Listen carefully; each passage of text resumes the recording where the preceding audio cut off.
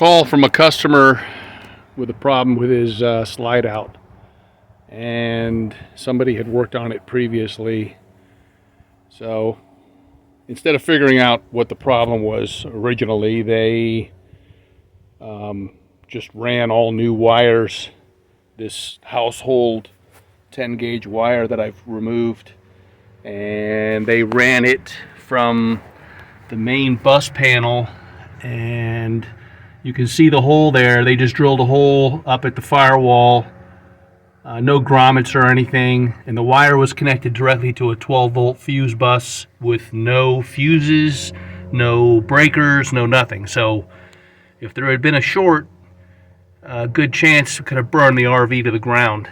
So I've removed all the wiring, and whoever did this couldn't figure out how to get the motor to work without removing the brake.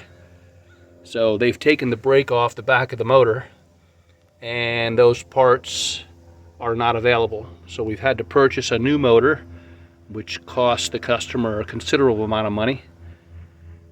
And so we've got the compartment underneath the slide out removed, and here's the original problem. One of the terminals on one of the relays has pulled out. So I push that terminal back in, we've got everything connected back, and now we have power to the motor. So pretty simple problem. Again, takes some knowledge and some understanding to figure it out.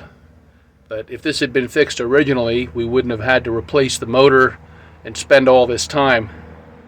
It would have been just fix the connection on the relay or replace the connector, and it would have been a done deal. So I'm getting ready to put the new motor in. We've got a Lippert motor here, close to $1,000 for the motor. And the new motor, so the original motor had 3 wires, which has a release for the brake. The new motor, the brake is wired internally, so it now becomes a 2-wire motor. I just wanted to share this with everybody out there. Watch out who you let work on your stuff. When they don't know what they're doing, you're not saving any money. You're going to end up spending more money in the long run to get it done right.